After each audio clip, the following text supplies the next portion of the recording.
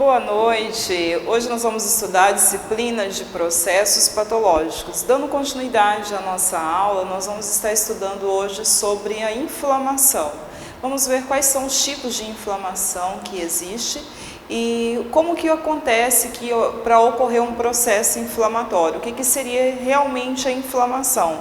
Se ela seria algo negativo ou algo positivo, qual seria a resposta dela para o nosso organismo? Falando em questão da inflamação, o que a gente precisa lembrar? Que a inflamação ela pode ser dividida em dois grupos, onde a gente terá a inflamação aguda e a inflamação crônica.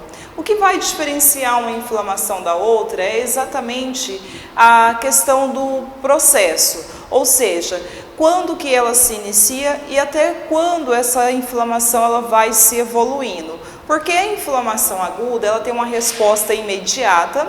Assim que ocorre a lesão, a resposta à inflamação será de forma imediata e a sua duração será curta, onde ela vai durar cerca de semanas, ela vai durar cerca de minutos a semanas. Então é um processo curto. Quando a gente fala de inflamação crônica, a gente está falando exatamente de uma inflamação que o seu início ele vai ser um pouco tardio, porque a inflamação crônica ela só vai iniciar a partir do momento que a inflamação aguda não foi tratada de forma correta. Então a inflamação aguda ela vai evoluir para uma inflamação crônica. Automaticamente, se a gente for comparar o período da lesão ao processo inflamatório crônico, a gente vai perceber um período de tempo maior. E a duração dessa inflamação também ela vai ser mais longa, onde pode durar cerca de meses a anos. Essa inflamação ela é mais longa exatamente por quê? O porquê que a resposta dela inicia de forma tardia? Exatamente porque a resposta dessa inflamação ela será mediada pelos nossos linfócitos, as nossas células de defesa específicas. Então, o que vai iniciar a resposta inflamatória crônica é exatamente os nossos linfócitos T. E os nossos linfócitos T, eles são linfócitos de resposta imunológica específica, onde a resposta imunológica desses linfócitos, elas vão reconhecer primeiro o agente agressor e depois essa resposta imunológica ela vai atacar de forma bem específica esse agente agressor para fazer a eliminação do mesmo. Já a inflamação aguda, sua resposta ela se torna imediata exatamente porque ela se torna imediata porque a inflamação aguda, a resposta inicial dela será através dos neutrófilos, macrófagos, que são células de defesa que estão presas, que formam a nossa imunidade inata, que é uma imunidade menos específica, ou seja, reconhece que tem um agente invasor, um agente agressor e começa a fazer a destruição do mesmo, sem parar para fazer um reconhecimento específico. Então, a inflamação aguda, a resposta a essa inflamação é mais rápida. A inflamação crônica é uma resposta um pouco mais lenta. Mas a inflamação, o que a gente tem que levar em consideração? A inflamação aguda, a inflamação crônica, ela só vai acontecer se a inflamação aguda ela não for o suficiente, ou seja, se ela não for tratada. Então, se essa inflamação aguda ela não receber um tratamento específico no tempo correto, ela pode sim evoluir para uma inflamação crônica. Mas vamos lá. A inflamação ela é uma resposta negativa para o nosso organismo ou não? O que seria a inflamação realmente? Ela seria uma resposta satisfatória para o nosso organismo, uma resposta boa ou não? A gente tem que separar e saber diferenciar a inflamação da infecção. Quando eu falo em inflamação, eu estou falando sim de algo em que o objetivo é eliminar qualquer tipo de agressão.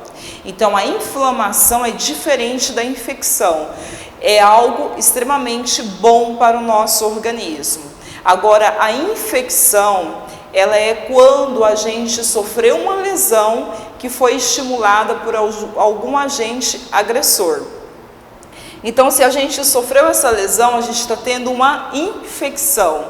Aí ocorreu a lesão. Ocorreu a lesão, para ocorrer uma resposta satisfatória para eliminar essa infecção, aí vai iniciar o processo da inflamação. Então a gente deve sempre levar em consideração. A inflamação é uma resposta de defesa, uma resposta que busca exatamente tentar eliminar aquilo que está causando dano. Tenta eliminar o agente agressor. É uma resposta que a gente vai depender também do nosso sistema imunológico. É uma resposta que está totalmente ligada ao nosso sistema imunológico. A inflamação ela vai ser, então, uma resposta de defesa, onde o seu objetivo é apenas eliminar qualquer agente agressor. Onde esse agente agressor, ele foi colocado ali naquele organismo, ele causou aquela lesão por um processo de infecção. Então, a infecção é quando a gente sofre uma lesão que vai ser ocasionada por algum agente agressor. A inflamação seria uma resposta a essa agressão, resposta a essa satisfatória. O que é ruim da inflamação em si? O que é ruim da inflamação são os seus sinais. Os sinais da inflamação, sim, eles não são bons. Ele incomoda o indivíduo na realidade. Então, a inflamação em si, ela é uma resposta satisfatória, porém os sinais que ela traz é que vai causar algo desagradável ao indivíduo. Por quê? Porque dentro desse processo de defesa que o nosso organismo está buscando, vai ocorrer a produção de calor. Então, o local onde sofreu a infecção e que está iniciando a inflamação vai ficar mais quente. Por que isso? Gente, estratégias de defesa. Porque se a gente tem ali naquele local da lesão, vamos supor, aqui eu tenho um local da lesão. Se eu tenho nesse local um agente agressor, uma bactéria, um fungo, qualquer tipo de micro-organismo, se o meu organismo estimula a inflamação, qual é o primeiro sinal que vai surgir? O calor.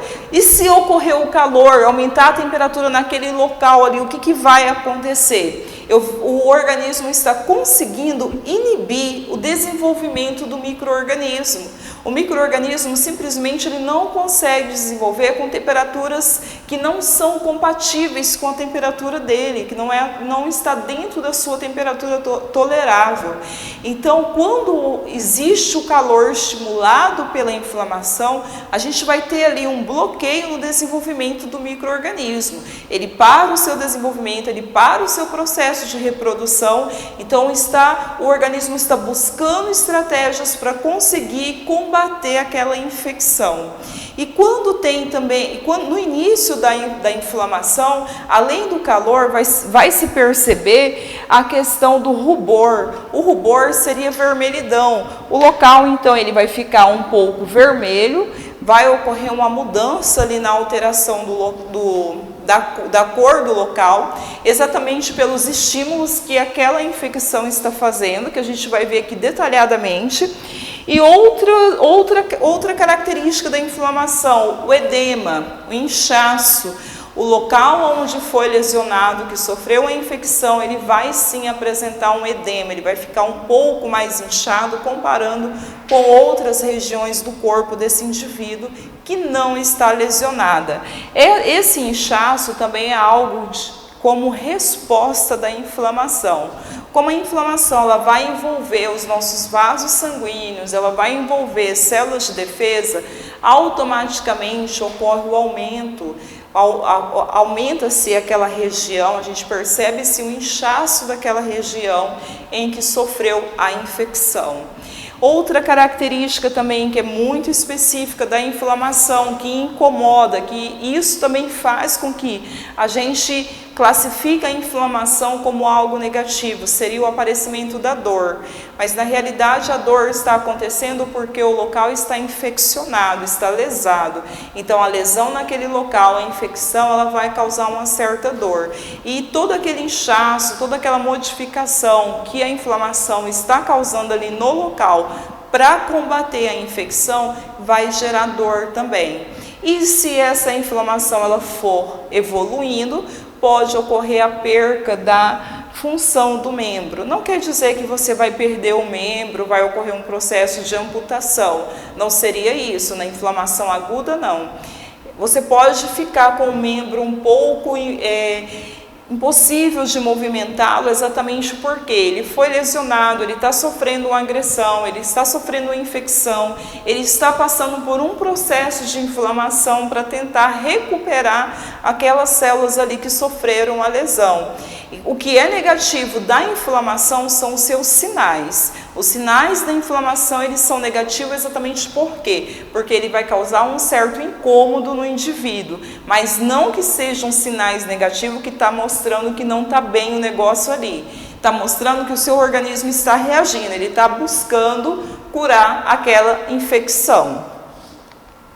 Então a gente vê aqui, por exemplo, o que aconteceria se não existisse a inflamação em casos de lesões. Aqui eu coloquei para vocês observarem uma unha que mexeram nessa unha para desencravar, então automaticamente acabou ocasionando a lesão ali naquele tecido. Aquele tecido foi lesionado e automaticamente o que lesionou aquele tecido, o material pérfuro cortante que lesionou aquele tecido, pode ser que ele estava contaminado por algum micro-organismo. E aí esses micro-organismos instalados ali dentro de um local propício, que não tem oxigênio, que ele consegue se desenvolver de forma bacana, ele começa a se desenvolver ali e começa a ocorrer então inicia-se uma infecção. E essa infecção, ela vai permitir o desenvolvimento da inflamação, exatamente porque a inflamação ela vai tentar recuperar esse tecido que foi lesionado. Beleza, se acontecesse só a infecção e não acontecesse a inflamação, como eu falei para vocês, inflamação é um processo positivo, é algo que está acontecendo em busca da cura, em busca de regenerar aquele tecido. Mas se isso não acontece, o que iria acontecer com esse dedo aqui? Que evolução ele teria? Automaticamente, quando a gente tem uma inflamação, uma infecção em que não ocorreu o caso da inflamação, a gente jamais chegaria a um processo de cicatrização. Automaticamente, aquela infecção ela iria prosseguir sem um controle, a gente não teria o controle daquela infecção. Aquele micro-organismo ele teria todas as condições possíveis para conseguir estar se desenvolvendo ali. E isso iria causando necrose do tecido. Então a gente estaria tendo uma necrose tecidual e não teria recuperação desse tecido. Automaticamente isso não seria benéfico, não seria bom para o nosso organismo. O processo da inflamação ele é um processo extremamente benéfico, algo que vai estimular a recuperação desse tecido lesionado, esse tecido que sofreu uma infecção. A inflamação, como a gente viu, ela se divide em duas, então eu tenho a inflamação crônica e a inflamação aguda. O que diferencia as mesmas são exatamente o seu processo inicial e o seu processo de acometimento, então por quanto período essa inflamação vai durar. Se é uma inflamação rápida, que com semanas já melhora tudo, é uma inflamação aguda. Agora que eu percebo que essa inflamação ela está evoluindo, ela está chegando a meses, até mesmo anos, eu sei que é uma inflamação crônica. Quando você vai na manicure, faz a unha, tira ali um pedacinho ali a mais da sua cutícula e provoca uma lesão, e aquilo ali começa a ficar dolorido, fica vermelho, fica inchado, cria-se um edema, você tem o quê? Uma inflamação aguda. E você percebe que quando você inicia o tratamento daquela inflamação ali, passa algum produto antisséptico, algum produto para desinfectar aquele local ali, você percebe que aquilo ali com questão de 1 dia, 2 dias, está tudo resolvido. Isso é uma inflamação aguda. Agora, se isso fosse persistindo e ficando cada vez, você percebendo que tem cada vez mais tecidos lesionados, e isso está evoluindo, passando de semanas, aí sim você tem uma inflamação crônica. A inflamação crônica ela só vai acontecer se a inflamação aguda não for tratada de forma correta e com medicamento adequado. Aí sim ela vai estar evoluindo para uma inflamação crônica. Mas uma inflamação aguda tratada, ela simplesmente consegue promover a recuperação tecidual ali do local lesionado. E aí então a gente tem a inflamação aguda. A gente vai ver hoje de forma bem específica como que é a inflamação aguda. A inflamação aguda ela vai ter dois eventos. Ela vai ter o evento vascular e o evento celular. O que vai diferenciar isso? O que acontece? Como vai ocorrer algumas alterações celulares dentro de vasos sanguíneos, então a gente vai ter uma modificação do vaso onde está ocorrendo essas alterações celulares. Por isso, a inflamação aguda, ela se envolve em dois eventos, vasculares e o evento celular. O evento vascular, o que acontece ali, próximo ao local onde sofreu a infecção, a gente vai perceber uma vasodilatação dos vasos sanguíneos próximo ao tecido lesionado. O que acontece nessa vasodilatação? O que está acontecendo ali? Vasodilatação, eu vou ter um aumento no calibre desses vasos sanguíneos. Mas por que esses vasos sanguíneos estão tendo um aumento no seu calibre? O que está estimulando o aumento do calibre desses vasos sanguíneos? Como eu falei, tem dois eventos, vascular e celular. Então, o evento celular, ele vai estimular essa vasodilatação. Por quê? É um processo em que, para ocorrer a cura de uma infecção, o que a gente precisa? De células de defesa. Beleza, onde estão essas células de defesa? Eu tenho células de defesa que já estão presentes ali no tecido, próximo ao local que foi infeccionado, que sofreu a lesão. E eu tenho várias células de defesa, leucócitos, que estão dentro dos vasos sanguíneos. Eles estão presentes no nosso sangue. Então, o que eu preciso? Eu preciso migrar esses leucócitos para o local da lesão, porque é ali que eu estou precisando deles, é ali que eu vou precisar com que eles entrem em ação. Automaticamente, eu vou precisar de muitos leucócitos. Então, esses leucócitos que se encontram dentro dos vasos sanguíneos, eles começam a se multiplicar. E eu vou ter um aumento do número de células. E automaticamente eu vou ter um aumento na concentração de proteínas que são produzidas por essas células de defesa. Isso está acontecendo tudo dentro do vaso sanguíneo. E outra coisa que a gente terá o aumento para suprir esse aumento de células de defesa, a gente vai ter o aumento do plasma, da parte líquida do sangue. Todos esses eventos estão acontecendo aonde? Dentro do vaso sanguíneo. Então, automaticamente, isso vai estimular com que ocorra o aumento do calibre do meu vaso sanguíneo. E isso vai estimular para que consiga, então, para que aquele vaso consiga manter essas substâncias ali, o plasma que aumentou em grande concentração e também as células de defesa. Só que o que acontece? O nosso vaso sanguíneo ele vai ser revestido por um tecido que é chamado de endotélio. Então, o endotélio é um tecido que faz o revestimento interno dos nossos vasos sanguíneos. Esses endotélios, ele é um tecido, então ele vai ser formado por células. Aqui eu tenho uma célula, aqui eu tenho outra. Entre uma célula e outra, eu vou ter a presença de um canal. Esse canal, ele fica totalmente fechado quando o vaso não está em um processo de vasodilatação, ou seja, não está ocorrendo o aumento do diâmetro desse vaso. Mas no caso da inflamação, está ocorrendo um estímulo para que ocorra o aumento do diâmetro desses vasos. Então, a vasodilatação, o que ela vai estimular? Ela vai estimular com que esses canais que existem entre uma célula e outra, eles possam se abrir.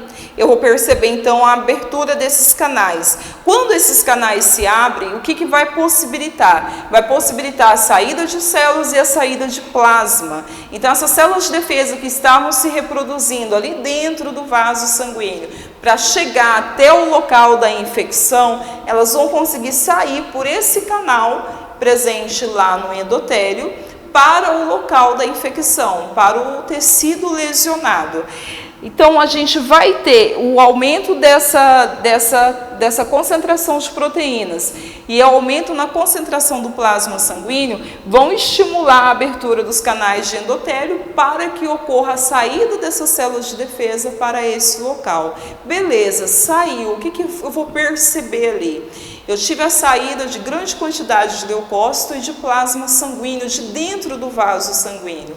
O tecido onde ocorreu essa liberação, eu vou perceber um inchaço, um edema, que é uma resposta da inflamação.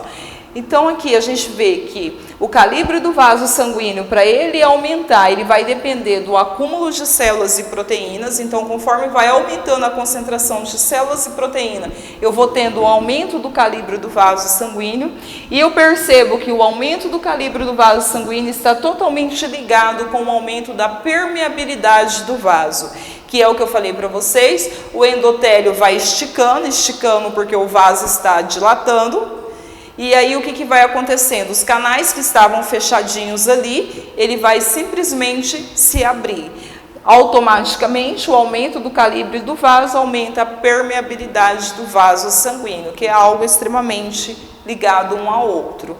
Aqui a gente tem uma representação, onde a gente tem aqui a presença de um vaso sanguíneo normal. Então aqui eu tenho uma região que sofreu uma infecção. O vaso sanguíneo está normal porque essa região aqui não tem nenhuma lesão, não tem presença de micro-organismo. Automaticamente os leucócitos que estão conseguindo chegar, migrar aos tecidos, está sendo na quantidade ideal. Mas aí eu tive uma lesão, uma infecção, próxima a essa região desses vasos sanguíneos aqui. E para conter essa infecção, evitar com que a mesma vá se desenvolvendo, iniciou-se um processo de inflamação. E aí esse processo de inflamação, inicialmente ele vai acontecer uma vasodilatação. Eu vou ter um aumento no diâmetro desses vasos sanguíneos. Exatamente por quê? Porque eu vou ter um aumento na produção de proteínas, que são produzidas pelas próprias células de defesa, e eu vou ter um aumento também na multiplicação dessas células de defesa. E automaticamente eu terei um aumento no plasma, que seria a parte líquida do sangue. Tudo isso está acontecendo aqui nos meus vasos sanguíneos. E isso vai possibilitar com que esses canais aqui, eles possam se abrir. Então aqui a gente tem a presença do endotélio. Aqui eu percebo que eu tenho uma célula, que eu tenho outra. Eu consigo identificar isso pela quantidade de núcleo. E eu percebo que entre uma célula e outra eu tenho uma abertura que é um canal. Esse canal fica fechado. Mas está ocorrendo um processo de vasodilatação. Esse vaso ele está aumentando em diâmetro e isso vai estimular então com que esse tecido possa se esticar. E isso vai fazer com que esses canais possam se abrir. A abertura desses canais irão possibilitar as saídas exatamente do quê? Dos leucócitos que foram produzidos aqui em grande quantidade, porque eles precisam chegar até o tecido lesionado, as proteínas produzidas por essas células de defesa e o plasma. A gente tem dois tipos de permeabilidade. O transudato e o exudato. O transudato é um processo em que vai ocorrer apenas o extravasamento do líquido. Então, por esses canais que se abriram, vai ocorrer somente a passagem do plasma. Quando eu falo em exudato, eu vou ter o extravasamento, ou seja, a saída tanto de líquido quanto de proteínas. Então, num caso de inflamação, qual dos dois tipos de permeabilidade que estaria acontecendo? Transudato ou exudato? Eu tenho que lembrar que a minha região onde está a infecção, ela não precisa só de plasma, ela precisa também de células de defesa. E no transudato a gente tem somente a saída de líquido. Agora no exudato a gente tem a saída de líquido e proteína. Então em um caso de inflamação, a gente vai ter um processo de permeabilidade por exudato, tá? Então esse seria um processo que estaria permitindo o processo da inflamação. A formação então dos canais do endotélio, a abertura desses canais irão possibilitar a saída de proteínas, células de defesa e de plasma para o tecido lesado. Por quê? Gente, dentro do vaso sanguíneo não aconteceu nada. O que aconteceu, a infecção, a lesão que aconteceu foi próxima a esse vaso sanguíneo. As minhas células de defesa que precisam ser recrutadas e precisam chegar até essa lesão, então estão dentro dos vasos sanguíneos. Então elas precisam sair dali para elas conseguirem chegar até a lesão. E uma forma que o nosso organismo ele busca para fazer com que essas células saiam de dentro dos vasos sanguíneos e cheguem até o tecido lesionado é exatamente o processo da vasodilatação. Aumento do calibre dos vasos sanguíneos, que vai permitir a formação desses canais do endotélio. Endotélio, lembrando, o tecido que reveste o vaso sanguíneo internamente. Então vai permitir a abertura dos canais ali no endotélio para que ocorra a saída de proteínas essas que são produzidas pelas próprias células de defesa e plasma. Tudo isso vai migrar para o local da lesão, para tentar combater aquela lesão.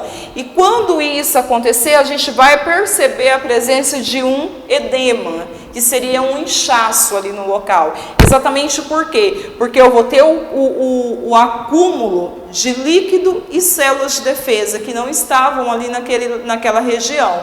Então isso vai gerar um edema. E o processo de inflamação vai envolver o exudato, um processo de permeabilidade e exudato, porque vai sair proteínas, células e plasma. Se fosse transudato, não seria um processo na inflamação, porque a gente teria somente a saída de líquido.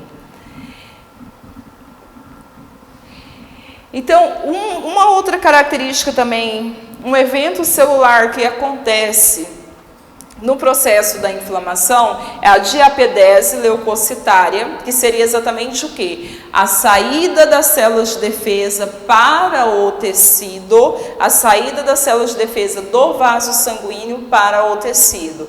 Outro evento que acontece, outro evento celular que acontece é a fagocitose. A fagocitose é quando as células de defesa conseguem encontrar o micro-organismo, conseguem pegar o mesmo e vamos dizer que é a mesma coisa que elas fossem comer esse micro-organismo e fazer a digestão e a eliminação do mesmo. Esses são os eventos que envolvem o processo da inflamação, os eventos celulares. E esses eventos celulares, para que eles aconteçam, mas quais são os eventos que ocorrem nos vasos sanguíneos para que ocorram os eventos celulares? São vários. A gente vai ter um evento chamado de marginação, outro evento chamado de rolamento, adesão, migração, quimiotaxia e ativação. Então, todos esses processos irão acontecer dentro dos vasos sanguíneos, para que ocorra, parte deles acontece dentro dos vasos, para que ocorra o processo realmente da atividade celular, das células de defesa na inflamação. Aqui então a gente tem o resumo desses eventos. Aqui eu tenho a presença dessas células de defesa, que elas estão dentro do vaso sanguíneo. E aí essas células de defesa dentro do vaso sanguíneo, elas precisam chegar até a região do tecido lesionado. Porque aqui dentro está beleza, não tem infecção, elas estão ali somente se desenvolvendo. Então o que acontece? Essas células de defesa, elas vão realizar o primeiro evento, que é a marginação. Essa marginação, ela vai fazer exatamente o quê? Eu vou trazer os meus leucócitos para a margem do meu endotélio, para a margem do vaso sanguíneo. Então, eu vou tentar trazer essas células de defesa para essa margem do vaso sanguíneo. Beleza, elas chegaram aqui. O que elas precisam fazer? Elas vão iniciar o processo de rolamento. Elas vão começar a rolar aqui sobre o meu vaso sanguíneo. Nesse momento que elas estão rolando aqui sobre o vaso sanguíneo, seria uma única célula. Ela vem lá e ela vai indo, até ela conseguir sair do vaso. Então aqui ela está realizando um processo de quê? De rolamento. Nesse período que ela está realizando o processo de rolamento, a gente fala que ela está criando uma adesão. Só que essa adesão inicialmente ela é fraca, ela não é uma adesão segura que realmente vai prender essas células de defesa no vaso sanguíneo para jogar ele para fora do vaso e chegar ao tecido. Então, nesse momento que ela está fazendo o processo de rolamento, ela está produzindo uma proteína que chama selectina. Essa selectina ela vai criar uma fraca adesão das células de defesa ao vaso sanguíneo. Ela não vai conseguir se prender aqui com precisão. Conforme essa célula de defesa ela vai tendo contato com o vaso sanguíneo, ela e o vaso sanguíneo começam a produzir uma proteína de alta afinidade, que é a integrina. A integrina, sim, a integrina está aqui, ela sim vai possibilitar com que esse vaso ele possa realmente se fixar de forma adequada a esse vaso sanguíneo. Aqui então a gente tem a parte receptora da integrina e aqui a gente tem a integrina que é onde vai se ligar às células de defesa. Ela faz o rolamento e aí a gente tem a ligação da integrina com as células de defesa. Aí sim criou um processo de adesão. Aderiu, realmente a gente tem uma adesão segura, que vai possibilitar, quando ocorrer a vasodilatação, que seria o aumento do calibre desse vaso, vai possibilitar com que essa célula de defesa não se desligue dessa parede aqui do vaso sanguíneo, ela se mantém ali, porque ela criou uma adesão forte.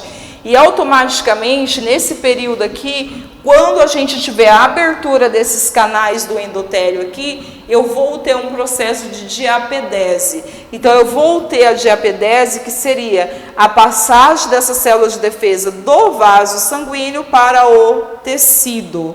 Chegou aqui no tecido, beleza, é bem aqui que está ocorrendo a infecção? Não, a infecção está aqui. Olha a distância. O que vai atrair essa célula para chegar até o local da infecção? Será um processo de quimiotaxia. Essa quimiotaxia vai ser um processo que vai ser estimulado pelas quimiocinas. Quem vai liberar essas quimiocinas? Lembra que a gente tem células de defesa que já estão presentes no tecido?